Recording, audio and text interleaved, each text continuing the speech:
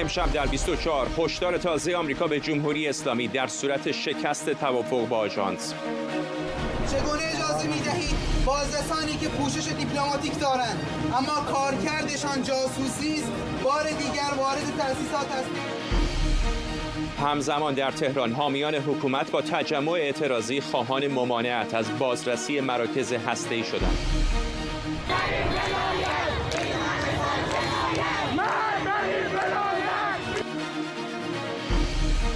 فراخوان تجمعات جهانی در سومین سالگرد خیزش زن زندگی آزادی. آمادگی‌ها برای گرامی داشت مهسا ژینا امینی در ایران و جهان.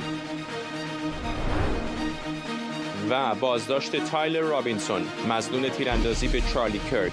ترامپ میگه کرک انتقام رو در صندوق‌های رأی می‌خواست. از استودیوی ایران اینترنشنال این 24 است با فرداد فرهزاد. بینندگان ایران اینترنشنال در ایران و سراسر جهان سلام و وقت بخیر. وزارت خارجه آمریکا با ابراز تردید درباره توافق اخیر میان جمهوری اسلامی و آژانس بین‌المللی انرژی اتمی میگه اگر در نهایت بر سر پرونده هسته‌ای ایران توافقی حاصل نشه، واشنگتن تهران رو پاسخگو میکنه. سخنگوی وزارت خارجه آمریکا در گفتگو با شبکه العربیه گفته آنچه از تهران انتظار میره اقدامات عملی و ملموسه، نه رفتارهای نمایشی. مرضیه حسینی خبرنگارمون از کنگره آمریکا به ما پیوسته. مرضیه بیشتر به ما در این باره بگو و مقصودشون چه است از اینکه ایران رو پاسخگو میکنن؟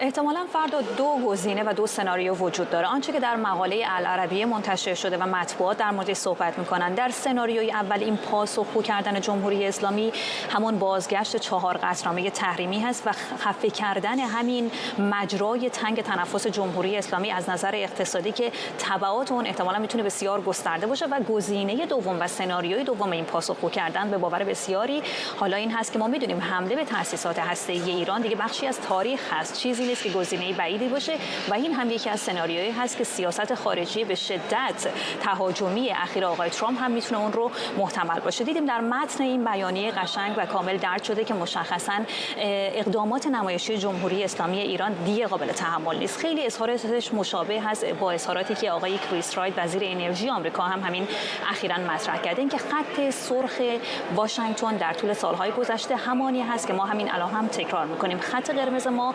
برنامه تسلیحاتی جمهوری اسلامی است و حالا کارهایی که واشنگتن میکنه مشخصا احتمالاً اشاره به ملاقات هفته گذشته عراقچی و آقای گروسی در قاهره داره. اقدامات نمایشی هستن به سبب اتلاف وقت که دیگه برای آمریکا قابل قبول نیست. میدونیم که در طول 3 ماه گذشته، یعنی بعد از جنگ و بعد از دور قبلی نشست شورای حکام، دسترسی بسیار محدودی به بازرسان آژانس انرژی اتمی در ایران داده شد، دسترسی‌های بسیار کوتاه مدت و مقطعی و نه اون جاهایی که آژانس خواستار بود. به طور مشخص دسترسی به در تأسیسات بوشهر صورت گرفت. اما حالا طبق آخرین بیانیه‌ای که آژانس منتشر کرده این هست که تا زمانی که جمهوری اسلامی اجازه دسترسی به این تأسیسات هسته‌ای مورد حمله واقع شده رو نده و تکلیف اورانیوم‌های غنی شده هم مشخص نشه، هیچ گزینه‌ای در خصوص تعلیق این تحریم‌های سازمان ملل متحد نیست. می‌دونیم سه‌شنبه گذشته وقتی طرفین با هم ملاقات کردن یک امیدهایی مطرح شد. این گزینه غیر ممکن به گزینه بعید در توافق‌های هسته‌ای جمهوری اسلامی و آژانس تغییر پیدا کرد. الان هر چقدر که می‌گذره فرداد زمان کاملا مشخص است که در واقع اون امیدها هم روند نزولی داره. آقای عراقچی در آخرین مصاحبهش تاکید کرد که ما نگفتیم که قطعاً این دسترسی‌ها رو ایجاد می‌کنیم برای آژانس و در حالی که آقای گروسی کاملا اظهارات متفاوتی رو مطرح میکنه. میگه ما در قاهره با آقای عراقچی به تفاهم رسیدیم که دسترسی وجود داشته باشه به این تأسیسات هسته‌ای. 16 تا 17 روز بیشتر زمان باقی نمانده و به زبان ساده این قطاری که خیلی ها میگن داره به سمت بازگشت تحریم‌های سازمان ملل متحد با سرعت حرکت میکنه، فقط یک راه برای توافقش وجود داره و این هم که همه 5 عضو شورای امنیت سازمان ملل به اضافه ایران به اضافه آژانس با هم ترمز این قطار رو بکشن و حالا به ساده ترین زبان این هست که تمامی این اعضا حتی سوار این قطار هم نیستن و حتی توافقاتی که به نظر می‌رسید احتمالاً یک مقدار مسیر رو به این سمت تسهیل بکنه هم حالا به نظر بسیار پوچ میاد. تا آخر همین ماه میلادی که در جریانش هستیم قرار هست این تحریم ها باز کرده. میدونیم که گزینه تعلیق این تحریم ها وجود داره. طبق آخرین بیانیه شورای حکام گفته شده که در طول 2 ماه گذشته به جمهوری اسلامی این فرصت و گزینه داده شده. به اونها گفته بودن اگر دسترسی رو ایجاد بکنید ما این تحریم ها رو تعلیق میکنیم و گفته میشه حتی بعد از این 30 روز، یعنی بعد از پایان این ماه هم باز همین گزینه وجود داره، اما منوط هست به دسترسی کامل به این تأسیسات، چیزی که به نظر نمیرسه از آخرین اظهارات آقای عراقچی ما بتونیم اون رو متصور باشیم. ممنونم از تو همکارم مرضیه حسینی از کنگره آمریکا با ما. همزمان در تهران هم شماری از دانشجویان حامی حکومت در مقابل شورای عالی امنیت ملی تجمع کردند و نسبت به بازگشت بازرسان آژانس بین‌المللی انرژی اتمی برای بازرسی از تأسیسات هسته‌ای جمهوری اسلامی اعتراض کردند. آقای لاریجانی، مگر اسرائیل در لیست ترور ثانویه نام شما را هم به عنوان یکی از اهداف بعدی ثبت نکرده است؟ احسن. آقایان شورای عالی امنیت ملی، مگر همین دشمن محل جلسه رسمی شما را هدف قرار نداد تا پیام دهد که هیچ نقطه‌ای برایش خط قرمز نیست؟ سوری بود. با چنین سابقه‌ای چگونه می‌خواهید دوباره درهای کشور را به روی پیاده نظام دشمن باز کنید؟ چگونه اجازه می‌دهید بازرسانی که پوشش دیپلماتیک دارند اما کارکردشان جاسوسی است بار دیگر وارد تأسیسات هسته‌ای شوند و همان اطلاعاتی را ببرند که فردا به نقشه حمله و ترور شما بدل خواهد شد؟ امروز دیگر مسئله صرفاً یک توافق فنی نیست. مسئله این است که با هر مجوزی که برای ورود بازرسان صادر می کنید عملاً درها را به روی همان کسانی باز می کنید که بارها اطلاعات حیاتی ما را ربوده‌اند و در اختیار دشمن قرار داده‌اند. این یعنی به جای تقویت جبهه مقاومت بستر حمله دوباره به آن را فراهم کردید.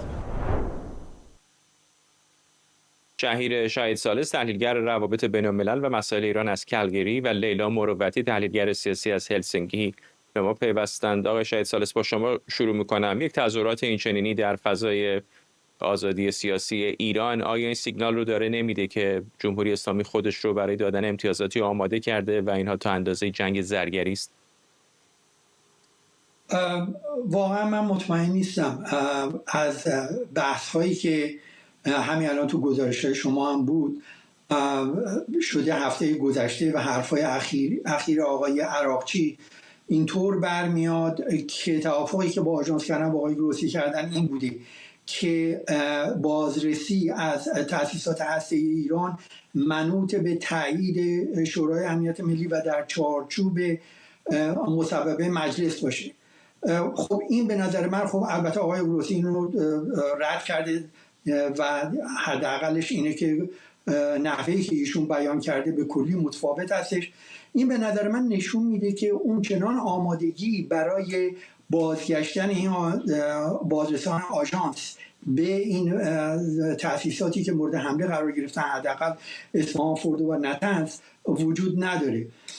موضوع واقعا هسته‌ای ایران، من یک چیز خیلی کلی ولی سعی میکنم کوتاه بگم، خیلی پیچیده هستش. اگر شما فرض کنی که آمریکا، چون ترامپ صراحتاً تهدید کرده اگر برنامه غنیسازی آغاز بشه 2 مرتبه تأسیساتی که در اونجا انجام میشه بمبارون خواهد کردش. اگر این واقعا صحت داشته باشه که به نظر من خواهد داشت و اسرائیل هم حتی ممکنه جلوتر نتانیاهو اقدام بکنه، برنامه هسته‌ای اگر نباشه یک قدم ما بریم عقب‌تر. اصفهان که گاز UF6 رو تهیه میکنه که بعد بیاد در نطنز غنیسازی بشه، واقعا تهیه گاز UF6 بی‌معنا میشه اگر قرار باشه غنیسازی نشه. بازم یک قدم عقب‌تر تبدیل به اصطلاح سنگ معدن اورانیوم به کیک زرد، اون هم بی‌معنا میشه.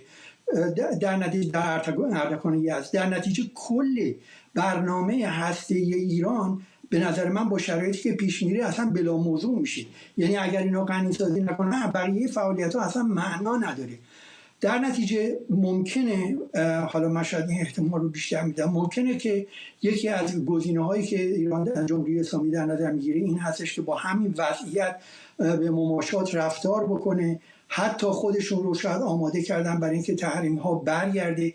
البته من بگم یه 30 روزم در سازمان ملل وقت هست، حالا من توضیح خواهم داد چه اتفاقی ممکنه بیفته اگر نوبتم شد. در نتیجه به نظر من بیشتر اینجوری میرسه که خودشون رو آماده کنن که تحریم ها هم برگرده، این چند سال رو با آقای ترامپ سر بکنن تا بعد ببینن چی میشه. این سیستم از این ستون به اون ستون فرجه واقعا همیشه سیاست جمهوری اسلامی بوده. به نظر من اینجا هم به اصطلاح چیزی هستش که من فکر میکنم اینجا هم مورد استفاده قرار خواهد گرفت. خانم مروتی، این که اول برنامه بهش اشاره کردم، وزارت خارجه آمریکا میگه که اگر ایران به توافق پایدار با آژانس سر برنامه هسته‌ایش نرسه، واشنگتن تهران رو پاسخگو میکنه. این جمله پاسخگو کردن خب خیلی مبهمه. پاسخگو میتونه از تحریم و تهدید و بیانیه باشه تا حمله نظامی. به نظرتون چقدر یک رویارویی دیگر با ایران در صورت شکست روند دیپلماتیک محتمل هست؟ اگر ایران در مورد غنیسازی به هر حال با آژانس، با جامعه بین‌المللی و مشخصا با خود اتحادیه اروپا به نتیجه نرسه و غنیسازی رو به صفر نرسونه، من فکر می‌کنم دولت ایالات متحده آمادگی اینو داره که برای بار دوم به جمهوری اسلامی، به تأسیساتی که ویران شده و احتمالاً اون تأسیساتی که صحبت از این بود که یک سری تأسیسات مخفی رو داره، به اونها هم به هر حال دسترسی پیدا کنه، به اونها حمله کنه و از طرف دیگر بحث اون 400 کیلو اورانیوم به اصطلاح پنهان، اون هم خودش یکی از مشکلاتی که وجود داره. اینو باید در نظر بگیریم. الان در جمهوری اسلامی صداهایی بلند شده که میگن ما باید بیان یک سیاست مبهم هسته‌ای، سیاست ابهام هستی رو در نظر بگیریم که پاسخگو نباشیم و بر اساس این سیاست ابهام هستی جامعه جهانی رو به عبارتی در انتظار قرار بدیم، نه پاسخ نه به اونها بدیم، نه پاسخ مثبت به اونها بدیم و در نهایت به قول آقای سالس باید منتظر باشیم که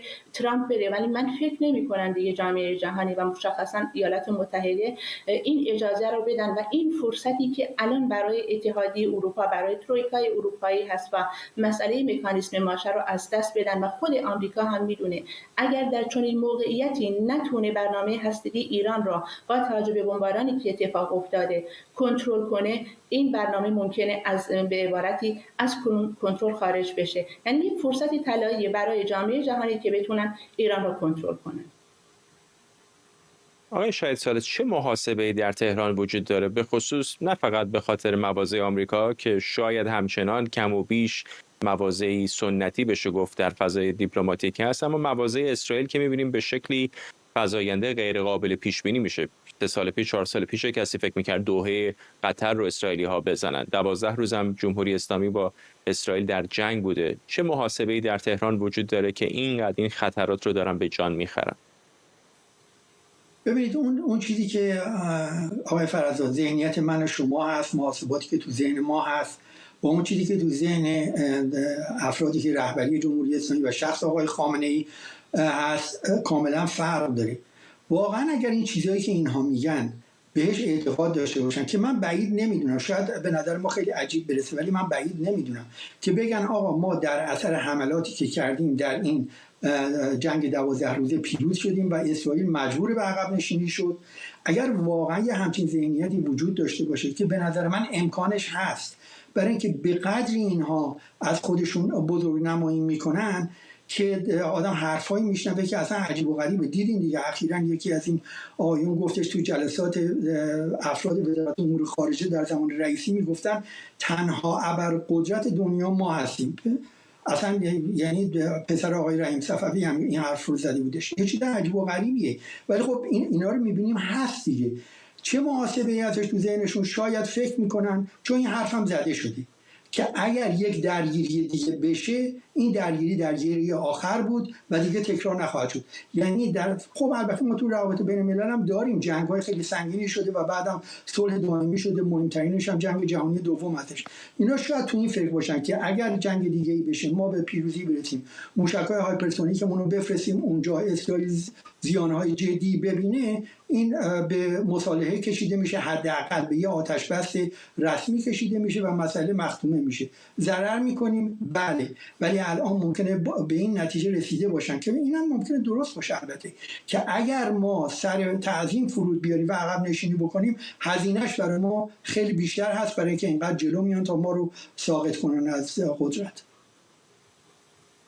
خانم مروتی، همین سوال رو از شما بپرسم. به نظر میرسه محاسبات و معادلات اسرائیل برای استفاده از قوه قهریه برای رسیدن به اهدافش آستانه خیلی پایینتری داره الان در مقایسه با قبل از 7 اکتبر. اگر در گذشته سلاح هسته‌ای داشتن جمهوری اسلامی خط قرمز بود، الان می‌بینیم که ممکنه یکی از اعضای حماس در دوحه قطر هم بخواد جلسه‌ای داشته باشه، برای اونها میتونه خط قرمز باشه و این ریسک رو به جان میخرن که با F-35 برن بر فراز آسمان قطر و اونجا رو هدف قرار بدن. این آیا برای تهران یک سیگنال خطرناک نیست که موضوع فقط سلاح هسته‌ای نیست؟ یعنی ممکنه ادامه برنامه موشکی، غنیسازی هرچند محدود یا بازیافت اورانیوم غنی شده از زیر زمین، همه اینها میتونه باعث این بشه که اسرائیل دوباره دست به ماشه بشه.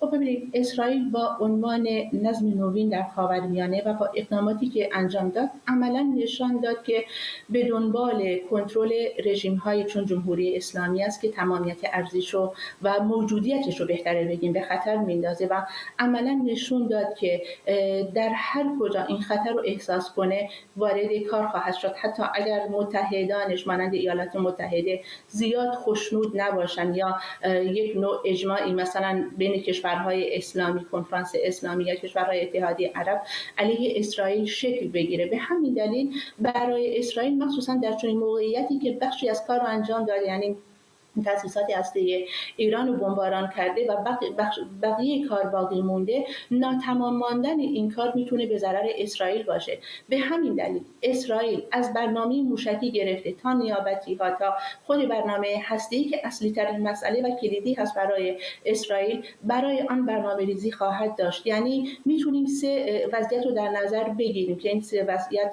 به هر حال قابل بررسی هستن. یکی اینکه جمهوری اسلامی بتونه یک توافقی داشته باشه، یعنی از فرصتی که پیش اومده به نتیجه برسه و بتونیم توافقی با به اصطلاح اتحادیه اروپا و خود اروپا و آمریکا داشته باشه و اساساً دیگه بر اساس این توافق لازم نباشه که اسرائیل وارد جنگی بشه. این کمترین حالت، این یک حالت بعیده، چون باید جمهوری اسلامی هم اروپا هم آمریکا هم اسرائیل و هم اون مخالفان تندروی داخلی رو که خودتون عکسش رو نشون دادید فیلمش، و مخصوصا اونهایی که در قدرت هستن و اونها رو راضی نگه داره. حالت دوم اینه که توافقی اتفاق نیفته، ایران مکانیزم ماشه علیه ایران اجرا بشه و ایران عملا هیچ اقدامی انجام نده.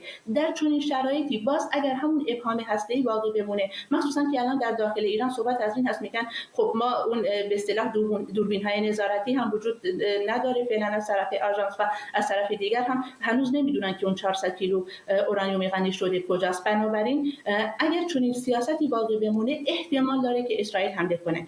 اما در حالت سوم اگر توافقی به وجود نیاد، مکانیزم ماشه فعال بشه و جمهوری اسلامی اقدام تلافی جویانه انجام بده، مثلا از NPT خارج بشه یا مواردی از این قبیل، من فکر میکنم احتمال حمله اسرائیل به جمهوری اسلامی حتی به سرانش به بالاتر از 70 تا 80 تا 90% هم میتونه برسه. آقای شهید ثالث، همین حرفای وزارت خارجه آمریکا را معیار قرار بدیم، مشخصه که توافق ایران و آژانس بالاخره موضوعی کلیدی هست، ولی ابهامات هم در موردش کم نیست. یعنی حرفایی که پیشتر عراقچی زد با حرفایی که گروسی زد تناقضات زیادی داره. چه تصویری الان به نظر شما وجود داره در مورد رابطه و آینده وضعیت همکاری‌های ایران و آژانس؟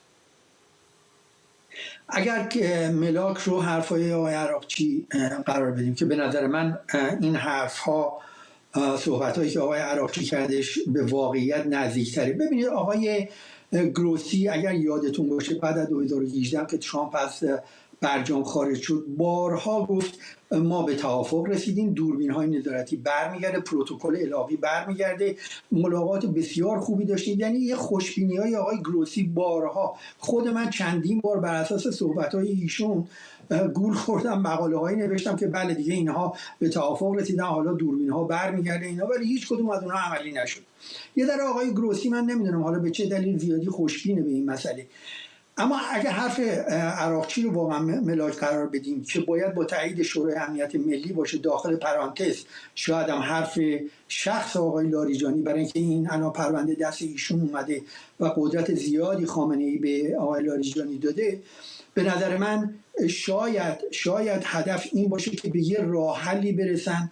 آقای محب علی مدیر کل سابق وزارت امور خارجه راه حلی پیشنهاد کرده که بیاین کشورهای اروپایی، شما بیاین یا آمریکا، بیاین شما حق غنیسازی جمهوری اسلامی رو به رسمیت بشناسین، ولی تا یه مدت طولانی دست به غنیسازی نزنن. این فرمول شاید باعث بشه که اینها رو از این تنگنا نجات بده، ولی به هر صورت به نظر من جمهوری اسلامی یا باید خودش رو برای بدترین حالت که مقابله نظامی هستش آماده کرده باشه و یا اینکه تن بده به نحوی که غنیسازی رو متوقف بکنه، چون مسئله غنیسازی دقیقاً در مرکز تمام مناقشات و دعواها هست. ممنونم از هر دوی شما. شهیر شهید ثالث، تحلیلگر روابط بین‌الملل و مسائل ایران از کلگری، و لیلا مروتی، تحلیلگر سیاسی از هلسینکی. این روزها در نیویورک شورای امنیت سازمان ملل هفته بسیار پرکاری رو پیش رو داره. دقایق پیش گروه 7 شامل کانادا، فرانسه، آلمان، ایتالیا، ژاپن، بریتانیا، آمریکا و اتحادیه اروپا به همراه اعضای وابسته استرالیا و نیوزیلند در بیانیه سرکوب فرامرزی و اقدامات خصمانه ایران رو محکوم کردن. این گروه اعلام کرده سرویس‌های اطلاعاتی ایران با تلاش برای قتل، ربودن و آزار مخالفان سیاسی در خارج از کشور الگویی نگران کننده از سرکوب فرامرزی رو دنبال می‌کنند که نقض حاکمیت دولت است. امجد امینی، پدر مهسا ژینا امینی، در آستانه سومین سالگرد قتل حکومتی دخترش با انتشار پستی در اینستاگرام یاد او را گرامی داشته و از برگزاری مراسم یاد بود خبر داده. این پست با واکنش گسترده کاربران در شبکه‌های اجتماعی همراه شده که اون رو فراخوانی برای بزرگداشت مهسا دونستند. مهسا امینی جوان 22 ساله سرکزی در شهریور 1401 بعد از بازداشت توسط گشت ارشاد در تهران جان باخت و مرگ او جرقه اعتراضات سراسری زن، زندگی، آزادی شد. در همین حال در داخل و خارج ایران گروه‌های حقوق بشری در کنار 24 تشکل کارگری اجتماعی بر ادامه مبارزه برای پایان تبعیض‌های جنسیتی، تضمین حقوق اجتماعی و آزادی‌های سیاسی در ایران تاکید کردند. همزمان حامد اسماعیلیون از برگزاری تجمعات جهانی در بیش از 20 شهر از 13 تا 16 سپتامبر خبر داده. آرش علایی از محل کنفرانس گفتگوی ملی برای ایران در واشنگتن دی سی و نیلوفر منصوری از لس آنجلس با ما هستند. با آرش شروع می‌کنم. آرش، اونجا چقدر فضا تحت شعاع موضوع زن، زندگی، آزادی در این سالگرد قتل حکومتی مهسا امینی است؟ بله، که همونجور که شما گفتید کنفرانس ملی گفتگو برای ایران در واشنگتن در حال برگزاری است. اگر نمی‌بینید، کسی پشت من رو نمی‌بینید، به خاطر این است که رفتن در اتاق دیگر و اونجا در حال صحبت کردن هستن. چون صدا خیلی زیاد بود نمی‌توانستیم دوتایی با هم دیگه اونجا بخوایم گزارش بدهیم. ما آمدیم به اتاق مجاور، این جایی که داره همایش برگزار می شود و من اینجا میخوام با یکی از برگزار کنندگان این همایش صحبت کنم. سیامک آرام، به ما بگو که هدف از برگزاری این همایش چه بوده اصلا؟ این در واقع نیاز و ضرورت جامعه سیاسی مدنی مخالفین جمهوری اسلامی که گفتگوی ملی میتونه کمک بکنه برای گام‌های بعدی، برای همکاری‌ها، برای پروژه‌های سیاسی مشترک. برای اینکه اگه گروه‌های مختلف، جناح‌های مختلف اگه بخوان ایده‌ها و پروژه‌های خودشون رو معرفی بکنن و این فراگیری نداشته باشه، یعنی همه در واقع حالا یا اکثریت یا بیشتر گرایشات سیاسی همراهی نکنن، اون پروژه‌ها در واقع نمیتونه علیه جمهوری اسلامی موفق بشه، کما اینکه الان همین جایی که ایستادیم در سال‌های آینده هم خواهیم ایستاد. برای همین در واقع ما این فضا رو سعی کردیم فراهم بکنیم. گرایشات و گروه‌های مختلفی شرکت کردن، یا دست کم گروه‌ها و گرایشات مختلف در جریانن، اطلاع دارن که همچین نشستی برگزار شده و دارن جریان رو دنبال میکنن، برای اینکه ما اگه حتی سازوکار گفتگو کردن با همدیگر رو، یعنی به جای ناسزاگویی یا به جای حملات نقد رو باید جایگزین کنیم، تا این اتفاق نیفته احتمالاً پروژه‌های مخالفین جمهوری اسلامی هم در شرایط گذشته خودش قرار می‌گیره. من نمیخوام هیچ گروه زیر ذره بین بذاریم، ولی از اون همه دعوتنامه‌هایی که فرستادی چند درصدش جواب دادن و اینجا حضور پیدا کردن؟ آره، من فکر کنم اگه بهش اینجوری نگاه بکنیم که گرایشات چقدر تمایل دادن نشون دادن که شرکت کنن، من فکر میکنم اگه الان روی این پنلایی که تو این 2 روز بوده، الان هم زنده داره پخش میشه، اگر بهش توجه بکنیم حتما هر شهروند ایرانی میتونه یک یا چند نفر از این پنلیستا یا شرکت کننده ها رو نزدیک به گرایش سیاسی خودش ببینه. اساسا اگه به مسئله اینطوری نگاه بکنیم، اونجاست که گفتگو معنی پیدا میکنه و این همکاری ها و پروژه های مشترک علیه جمهوری اسلامی شرایط موفقیت پذیری خودش رو در واقع افزایش میده. همونجوری که تو گفتی یکی از داستان‌های اصلی همیشه همبستگی بوده بین گروه‌های مختلف. پریروز ما در کنفرانس نوفتی بودیم، جایی که کسایی که طرفدار پادشاهی هستند، حالا پادشاهی مشروطه، سلطنت، حالا هر نوعیش اونجا جمع شده بودن و اونجا از شاهزاده هم شنیدیم در پایان سخنرانیش که میگفت به جای حسادت‌ها باید مسئولیت پذیری داشت. به نظر میآید این داستان نداشتن همبستگی حتی در بین یک سری از گروه‌های سیاسی در خودشون هم وجود داره، درسته؟ بله، این بالاخره شاهدش هستیم، یعنی باید واقع بین باشیم، باید بدونیم که ایراداتمون چیه. این گفتگوهای ملی یکی از کمک‌هایی که میتونه بکنه شناسایی اختلافاته، شناسایی اختلافات درون جناحی بین جمهوری خواهان، بین پادشاهی خواهان و بین این جناح‌ها با هم دیگه. اگه نتونن به زبان مشترک برسن، احتمالاً تو همون وضعیتی قرار می‌گیریم که قبل از آغاز جنبش زن زندگی آزادی باش مواجه بودیم. پراکندگی، گروهای چپ یه طرف بودن، گروهای راست یه طرف، میانه تندروهای هر طرف یه سمت دیگه. ولی کمک کرد متاسفانه قتل حکومتی مهسا ژینا امینی، اما کمک کرد به همبسته شدن ایرانی‌ها. حالا ما از اون در واقع مزه شیرین همبستگی خیابانی داریم اونو به یک عرصه سیاسی آوردیم. همون گروه‌ها، همون گرایشات بدونی که تو خیابون از هم بپرسن که کدوم جناحو داری، اونجا شعار مرگ بر جمهوری اسلامی میدادن، اما الان اونو آوردیمش تو بستر گفتگو تا از طریق این، نه اینکه این آخرین و اولین نشست و گفتگو باشه، ولی شاید کمک بکنه به تغییر فضای گفتمانی سیاسی و مدنی ایرانی‌ها. مرسی از تو سیامک آرام. این کنفرانس گفتگوی ملی ایران در واشنگتن دی سی امروز و فردا در منطقه شمال غرب واشنگتن دی سی ادامه خواهد داشت و برای اینکه بخواید آخرین گزارش ها رو از این همایش، از این کنفرانس بشنوید، باید تلویزیون ایران اینترنشنال رو نگاه کنید. برمیگردم به شما. ممنونم از تو. ممنونم آرش. بریم به لس آنجلس در آن سوی ایالات متحده. نیلوفر، اونجا چقدر فضا متأثر هست در این سالگرد کشته شدن مهسا امینی؟ خب فرداد، همونجور که پشت سر من می‌بینی اینجا صحن علنی شورای شهر لس آنجلس. تا دقایق دیگه یه بیانیه‌ای قرار خونده بشه توسط 15 نفر از اعضای شورای شهر که اگه یادت باشه سال گذشته باب بولمینفیلد و کیتی یاروسلافسکی دو تن از اعضای شورای شهر بودن که اون تقاطع وست‌وود و راچستر رو به عنوان زن زندگی آزادی در محله ایرانیان یا پرژین اسکوئر نامگذاری کردن. همون اعضا، همون نفرات امروز قراره یک گرامی داشتی به یاد مهسا برای 3مین سال روز قتل حکومتی او برگزار کنن. قرار بیانیه اینجا قرائت بشه در حمایت از جنبش آزادی خواهی مردم ایران، در حمایت از زنان ایران که در این 3 سال همینطور پیاپی این مقاومت رو در عرصه‌های مختلف میدانی ادامه دادن و البته حضور ایرانیان امریکایی اینجا که در رأس اونها جهانگیر اردلان فعال اجتماعی اینجاست. میخوام از خودش بپرسم آقای اردلان که چه اتفاقی اینجا داره میفته، ما شاهد چه جریان اینجا خواهیم بود در این 3مین سال روز جنبش زن زندگی آزادی. میکنم درود فراوان خدمت شما و بینندگان محترمتون در هر کجای دنیا هستید. خوب و خوش و سلامت باشید و دنیا به کامتون باشه.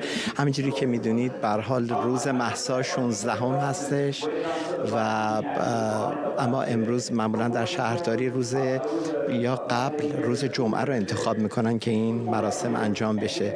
بزرگداشتی برای مهسا هستش، مهسا ژینا امینی، افتخاری برای ما ایرانی ها هستش که به هر حال شهرداری لس آنجلس قبول کرده روز مهسا رو در شهرداری لس آنجلس. این افتخار من داشتم به وسیله آقای باب بلومینفیلد، دیستریکت شماره 3 وودلند هیلز، تارزانا که اکثر ایرانی‌ها، خیلی ایرانیای زیادی در اونجا هستن. با کمک ایشون تونستیم ما اینو به ثبت برسونیم و هر سال این این برنامه رو خواهیم داشت که تقدیر بکنیم از این روز بزرگی که مهسا نماد ما ایرانی ها بوده که به هر حال تقدیر میکنیم از این روز، به یادش هستیم و برای ما ایرانی ها روز مهمی خواهد بود.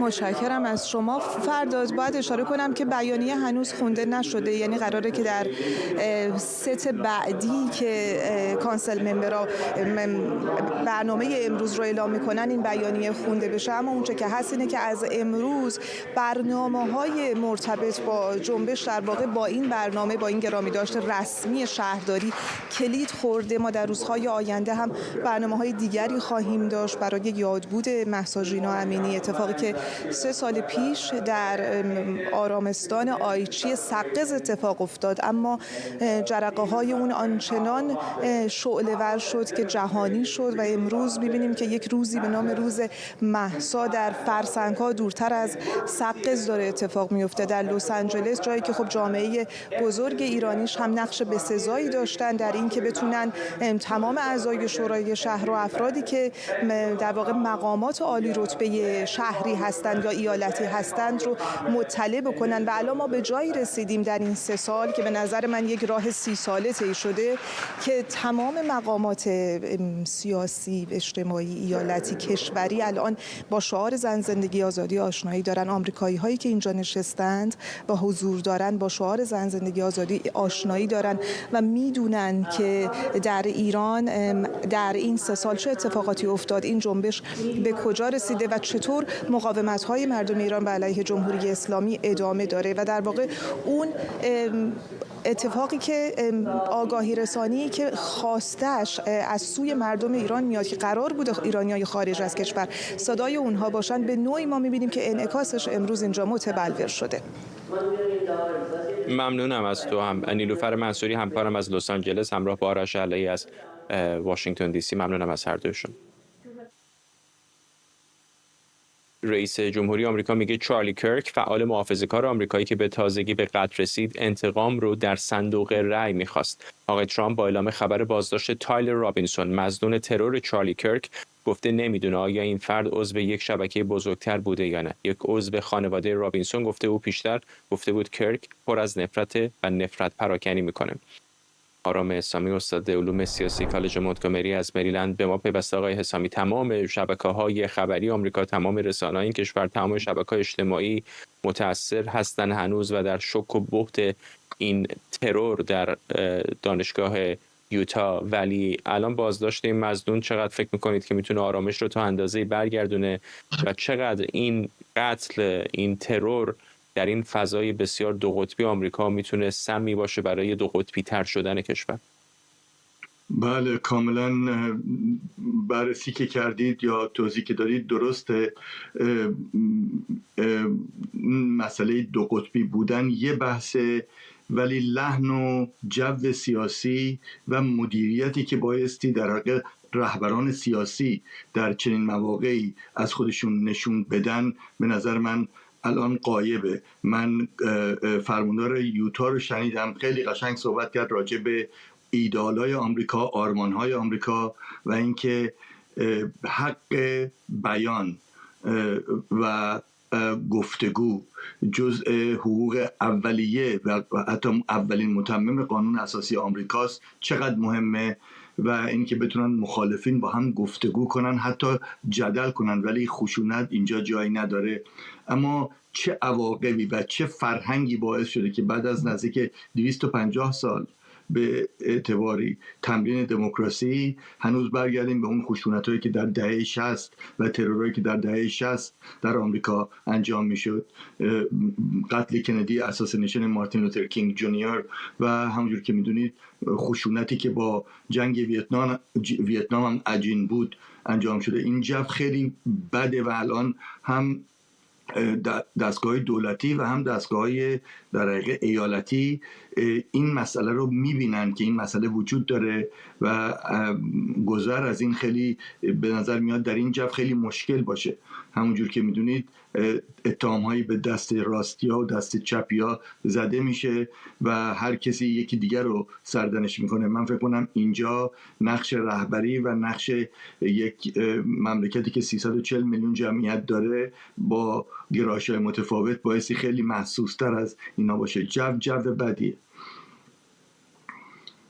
آقای حسامی، خشونت در آمریکا خب در مقایسه با کشورهای توسعه یافته غربی دیگر به خصوص در اروپا همیشه زیاد بوده. شاید مثلا دنیای جدید کلا خشونت بیشتری داشته باشه تا اروپا. از برزیل و مکزیک و جای دیگر بگیرید تا ایالات متحده، حالا شاید کانادا یک مقدار استثناء باشه در اون دنیای جدید، ولی این خشونت سیاسی به نظر به شکل فزاینده‌ای داره بالا میگیره. چه هست به نظرتون ریشه‌اش و چقدر سیاستمداران و تاثیرگذاران به خصوص این روزها شبکه‌های اجتماعی، یوتیوبرها، سخنورها میتونن تاثیر بذارن در بهتر یا بدتر شدن این وضعیت؟ بله، باز اینم نکته بسیار خوبه. ببینید وقتی موقع میگیم ما روایت یا روایت پردازی یا نقش اون سازمان هایی که در تعلیم و تربیت و آموزش جوانها و نوجوانها تأثیر دارن، حتی از کودکی، کودکستانها، مدارس، مساجد، کلیساها، سنگاگ‌ها، اینا همه خب تأثیر میذاره. و همجور که میدونید فضای اینترنت و جهانی شدن یک عاملای متفاوتی رو به دنیا در دنیا به وجود آورده و این عوامل داره باعث میشه که هم از نظر شخصی مردم با وجود که بیشتر ارتباط هست خیلی از نظر فردی و روابط اجتماعی خیلی منزوی ترن. این یه بخشش که در مورد این فرد مثل که وجود داشته و یکی این که همونجور که میدونید قرار بود اینترنت و سوشال میدیا یک حالت لیبرالایزینگ و آزادی بخش باشه، در صورتی که میتونه درست خلاف این رو به وجود بیاره. سیلوهای اینفورمیشن، اطلاعاتی هست که بعد باعث میشه مردم رادیکال بشن یا به خشونت متوسل بشن و خطر بسیار بزرگی این دانشجو، همون دانشجویی که ما هر روز تو دانشگاه باشون سر کار داریم و میبینیم که چجوری تحت تاثیر سوشال میدیا و تحت تاثیر حتی مینستریم میدیا، رسانه‌های دست جمعی آمریکا قرار میگیرن و اینجا نقش به اصطلاح جامعه مدنی و مسئولیت پذیری از ما که پروفسور و استاد و به اصطلاح معلم هستیم تا رسانه‌ها خیلی مهم میشه. به نظر من رسانه‌ها هم نقش خودشون درست بازی نمی‌کنن و اون مسئولیت رو نمیپذیرن و این ساخته و پرداخته همین فرهنگه. مخصوصا از 20 سال 25 سال گذشته در اینجا یک جنگ فرهنگی در آمریکا در راه هست و بوده و این جنگ فرهنگی یک لحن تند و خشونت آمیزی پیدا کرده، هم از طرف چپ هم از طرف راست و الان وظیفه به اصطلاح رهبران آقای حسامی تا موقعی که فرهنگی باشه، تا موقعی که واقعا فقط لفاظی باشه، ایرادش از خود این آقای کرک اصلا سخنوریش در همین بود دیگه، میرفت در دانشگاه‌ها و جاهای مختلف صحبت میکرد، سلاحش واقعا فقط صداش بود و میکروفونش. حالا ممکنه اظهارات جنجالی داشته که بعضی خوششون نمیومد. یکم عجیب نیست آدم تصورش شاید بر این باشه که در یک جامعه باز و لیبرالی که هر کسی هر حرفی دلش بخواد میتونه بزنه، حتی بسیار آزادتر از اروپا، فوقش اینه که اگر مخالفی یه نفر دیگه یه میکروفون برداره بیاد در مخالفت با او صحبت بکنه، یه کانال یوتیوب بزنه، اینستاگرام بزنه. جامعه بسته‌ای نیستش که خفقان کامل باشه، چاره جز استفاده از خشونت نباشه. چه میشه که در جایی مثل آمریکا با این همه آزادی‌های فراوان اینقدر، چون موارد تکی که نیست که بگیم خب یک نفر دیوانه بوده کاری کرده، به کرات داریم اینو میبینیم، چرا اینطوری میشه در جایی مثل آمریکا؟ بله، اینم باز نکته خوبه. ببینید فقط مسئله گفتمانی نیست، مسئله دیمونایزینگ، یعنی یک دشمنی میآفرینی و بعد یک روایت‌هایی رو ترویج میدی که اون روایت‌ها به اینجا منجر میشه که ما اگر در انتخابات باختیم بایستی به خشونت متوسل بشیم، اگر نتونستیم اون پالیسی یا سیاستگذاری رو که مطلوب ما بود، این باعث میشه که مثلا زندگی مردم مثلا راجع به صدق جنین یا راجع به انتخابات دوره 2020 دست به خشونت بزنیم. یعنی این دشمن آفرینی و دشمن ساخته و پرداخته فرهنگی میشه که راهی به جز خشونت نمیبینه یا فکر میکنه تنها راهش اینه که من خودم اون ایجنسی، اون عملیات خودم رو با خشونت نشون بدم. و این شما در گیما فقط مسئله رسانه نیست، شما در بازی‌های کامپیوتری که میبینید که اشاعه پیدا کرده و در واقع میبینید جوونا با چه خشونتی روبرون، مسئله حمله نظامی یا مسلحانه که میبینید در بازی‌های متفاوت اینترنتی وجود داره، خب اینا همش به مرور زمان به وجود میاد و این خشونت رو نورمالایز میکنه، عادی میکنه. این رو من میبینم. ممنونم از شما. آرام اسامی، استاد علوم سیاسی کالج مونتگومری از مریلند. هیئت طالبان برای گفتگو درباره وضعیت پناهجویان افغان، دریافت کمک‌های بشری و نمایندگی‌های سیاسی افغانستان به اروپا سفر کرده. رادیو حریت، رسانه نزدیک به طالبان، به نقل از منابع آگاه با تایید این خبر گفته هیئت طالبان در 1 ماه گذشته با سفر به سوئیس و آلمان با مقامات این کشورها هم در مورد نمایندگی‌های سیاسی افغانستان مذاکره کرده. همکارم راضیه دانش از استودیوی دیگر ما در واشنگتن به ما پیوسته. راضیه، هدف واقعی از سفر هیئت طالبان به اروپا چیه و چرا کشورهای اروپایی به رغم این عدم شناسایی رسمی طالبان به این گروه اصلا اجازه ورود و مذاکره میده؟ گویا نیاز به برقراری روابط ولو به شکل حداقلی با طالبان داره یکی از چالش‌های دیپلماتیک میشه برای کشورهای اروپایی، کشورهایی که بارها و بارها مخالفتشون رو با امارت اسلامی در افغانستان اعلام کردند.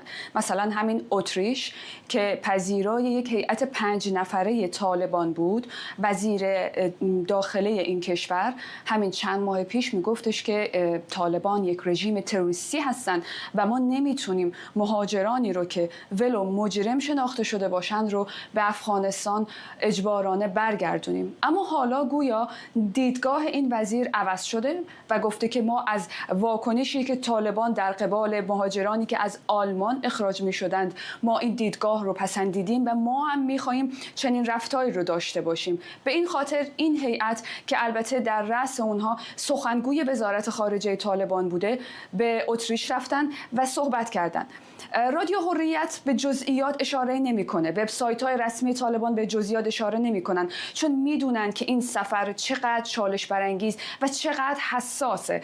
اما فقط گفتن ما درباره مسائل مربوط به قنصولی و همچنین بازگشت اجباری مهاجران افغان که به مجرم شناخته شدن و در مورد این مسائل صحبت کردیم.